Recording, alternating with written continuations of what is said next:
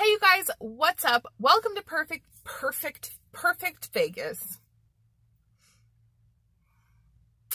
I'm doing Scentbird, in case you were wondering.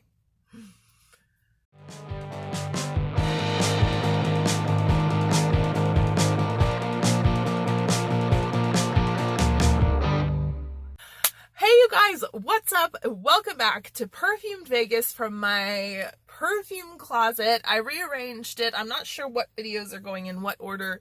I'm filming a bunch today. Oh, I'm sweating too, and my hair is sticking to the back of my neck. Okay, cuter. That's better. Welcome back to my show. No. Welcome back to Perfume Vegas. I'm Holly Golightly. I'm happy to have you here today, especially new subscribers. I see you and I want to say welcome because I appreciate you watching, liking, commenting, any of those things. Even just being here as silent support, I appreciate that so much. Today's video is for July Scentbird. I do realize that my Scentbird videos are always extremely late, and is because I am billed in the mid-cycle, so I don't get my products usually until around the 20th of the month. But I do have 3 Scentbird scents for you again today. In case you are unfamiliar with Scentbird or perfume subscriptions in general, the entire idea is for you to get a fragrance that you can try for 30 days. Anyway, Scentbird's great because they have a large selection of designer and niche fragrances. With Scentbird, you go to their website, you pick your plan, and you sign up for your first month in advance, and then you will get your perfume or your candle or your skincare, whatever you chose to receive. You will be on schedule to receive it every month. If you use the link that I have below, you will get I think your second month is free. And so you'll get a free vial of perfume. I'll get a free vial of perfume. We'll all get some free perfume. Everybody will have a good time. I think it's pretty win-win. There's a lot of other great subscription sites out there now as well, but Scentbird was kind of the OG, and I've always had success with using their program. So I actually receive 3 vials a month. I pay for 3. It is $35 a month for 3. It's $15 a month for 1. So if you consider the cost breakdown, it's pretty cost efficient. Also, there was a bunch of limited edition fragrances that I wanted to make sure I got in on, so I bumped it up. I can bump it back down when the time comes. Let's just get into the fragrances, shall we? I have this month, accidentally, I put a sort of a theme on. So I'm going to go in order of the themed items. I am wearing one of these today. I've been wearing all 3 of these fragrances for about a week now to test them out, and I have some opinions. So let's get into it. My theme for the fragrances of the month of July is alcohol. Somehow I got all alcohol-based fragrance, not alcohol-based, alcohol-inspired type of fragrances. And that's totally fine with me because I love a good alcoholic, boozy scent. And these are good. These are really good. I actually really enjoy all 3 of these fragrances and will probably purchase at least 2 of them. So the first one, if I can find it, usually I mark the outsides of them, but in this case I didn't. Nope.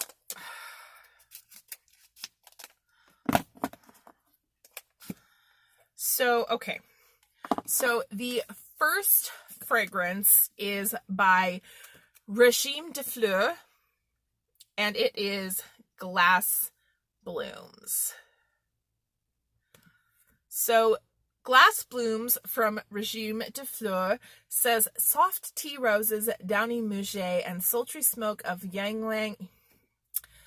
Soft tea roses, downy muguet, and the sultry smoke of ylang bloom with a defiant vulnerability in this haunting and unforgettable fragrance. The notes listed are musk, tea rose, sandalwood, ylang, and muguet. Now, it sounds very soft and pretty on the card, and it is actually very soft and pretty. But what is not written on here that was written online is that this is supposed to smell like a glass of Prosecco bubbling up and like bursting with these kind of floral flavors. Oh my God. Oh, this is so beautiful. On paper, the muguet and musk come up a lot stronger, and so it is quite powdery, but on the skin, it does smell exactly like Prosecco. I swear. I feel like they maybe subconsciously influenced me to think that, but yeah, it's coming up on the paper now too. It's fruity and bubbly and sparkling and definitely something a little boozy. So I do not know what all of the ingredients are. I will link them down below. But Regime de Fleurs has been promoted on a lot of social media sites. I hadn't even really given it a lot of thoughts. But this scent is gorgeous, and I will definitely be looking into where to purchase, but also just trying other fragrances from this brand. So if you want a floral fragrance that is sort of fresh and youthful and sparkling, but not heavy, Glass Blooms from Regime de Fleur is going to be your best friend. Highly recommended. Highly recommended. The next one is not a new fragrance to me, nor is it really a new fragrance at all. It's been around for a hot minute. It's been, people have tried it. And actually the reviews on this fragrance are not that great. And I'll get into that in a minute as to why. But this is Juliet Has a Gun Moscow Mule. So you can obviously see the alcoholic connotation here. Moscow Mule's potent cocktail of bright, tangy lime with coppery ginger and elegant sandalwood is an ideal choice for anyone looking for refreshing and retro find in fresh fragrances. I think the scent of Moscow Mule is beautiful. It's gingery and citrusy, fresh and a little boozy. It's just a really pretty gingery citrus fragrance. It's just a really pretty citrusy, gingery, boozy type of fragrance. The reason it gets marked down so bad is because it doesn't last. This fragrance, I couldn't even get 30 minutes on my skin. I sprayed this before I started filming and it's totally gone. It's not on my clothes. It's not anything. But it's so gorgeous. If they could fix the longevity issues with Moscow Mule, I would be in there like swimwear. Does anyone ever say that anymore? I think it's delicious. I do. Moscow Mule is from Juliet Has a Gun. It's very readily available most places that sell the brand. I know Sephora has it. I know Juliet Has a Gun's own website has it, obviously.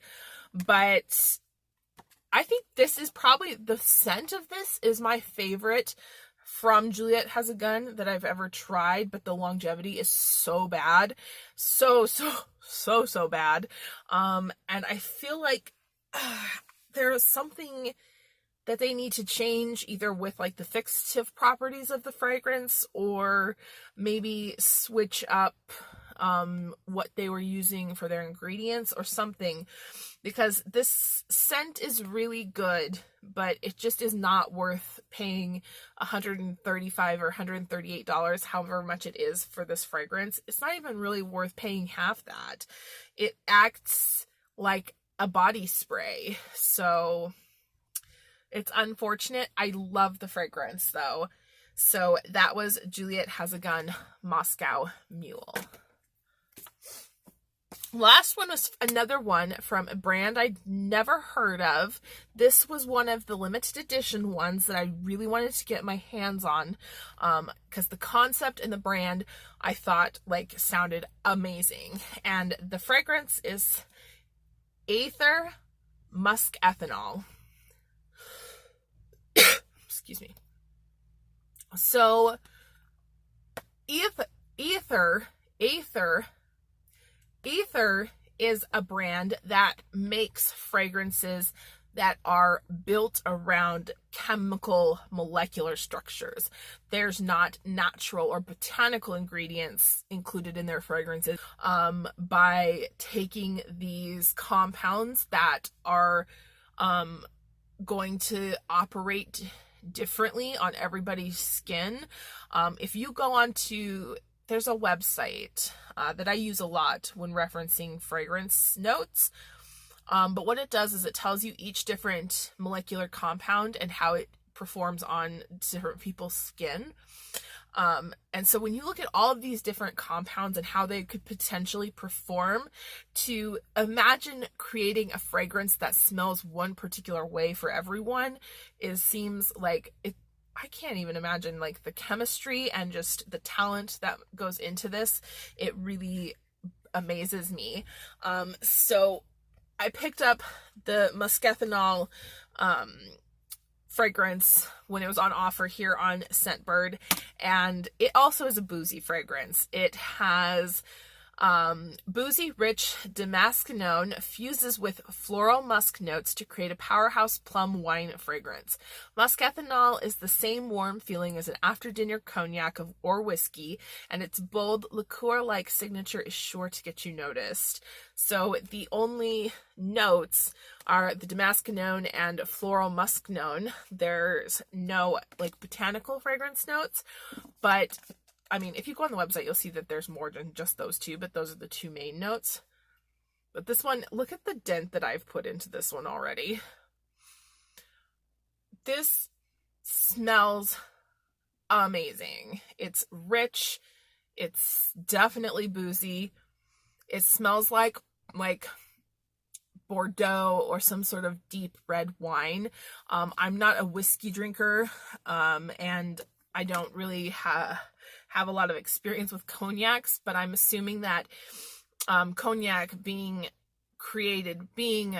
distilled in a similar fashion to like Bordeaux or other distinct French wines, that the scent is absolutely phenomenal. I mean, it smells gorgeous. I did wear this all over. It is a strong fragrance. It smells very strong in coming out of the bottle, but on my skin, it actually smells quite vibrant, but doesn't project. It doesn't have a huge projection. The sillage is moderate, and the longevity is moderate too. This is a beautiful scent. I don't know that I would purchase this scent because when I went to the Aether website, they have some really amazing sounding fragrances. And I am not sure that you can get them in the US. I would have to make like some inquiries into that, but absolutely there was a lot that caught my eye. Very, very interesting, and I'm extremely curious about this house and the other fragrances they're producing. But if you wanted to try Musk Ethanol, I do believe that it is either close to being sold out or is now sold out on the Scentbird website. But never fear, as long as an item is popular, they will usually try to get something either similar or from the same house, or other opportunities to try the scent. So I'm looking forward to getting to know Musk Ethanol better, as well as finding out more information about Aether and their products. So that was the third and final scent for Scentbird for the month of July. So yeah, all of these fragrances had a beautiful boozy quality to them. All of them have a really gorgeous scent. My recommendation, if you're looking for a fragrance that is going to be versatile and long lasting, is to go with the Régime de Fleurs Glass Blooms. It's so beautiful. The only thing you might want to watch out for is if you are not a rose fan. This is a tea rose, and it is a pretty authentic tea rose, and that can be headache inducing for some people. So if you know that rose or tea rose gives you headache, stay away.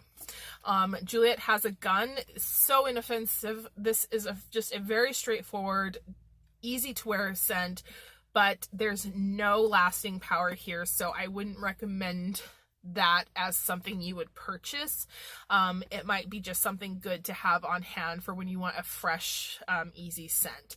And then Aether, Musk Ethanol, 100% recommend this fragrance to try or buy.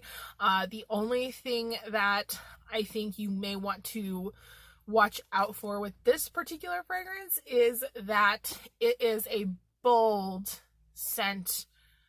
The chemical makeup of the fragrance, it doesn't shy away, but it's not offensive. It's not projecting itself out very far, but to your nose, on your body, you're going to smell it. And again, if you are sensitive to or prone to getting headaches from fragrances, the fact that these are chemical notes may also be very headache inducing. Anyway, I hope that was interesting. I hope that the information provided helps you either choose scents from Scentbird in a future order. Again, if you are interested in signing up, you can use my link below. Or that if you have never heard of these fragrances, you may be inspired to investigate them, check them out, see if they are for you. I am really excited by all of these scents. This is probably my favorite Scentbird month to date, so I'm looking forward to next month too, because there's going to be another limited edition one that I'm getting, and some fragrances I've been really waiting to try for a while. Otherwise, that's all I have for you today. Before you go, if you wouldn't mind hitting that bell for me, giving the video a thumbs up, leaving a comment, and of course subscribing if you haven't already. I thank you so much for taking part in my channel and enjoying the videos, and you can always let me know what you think about these fragrances, Scentbird, or anything else in the comments down below. I'll see you on the next one. Bye!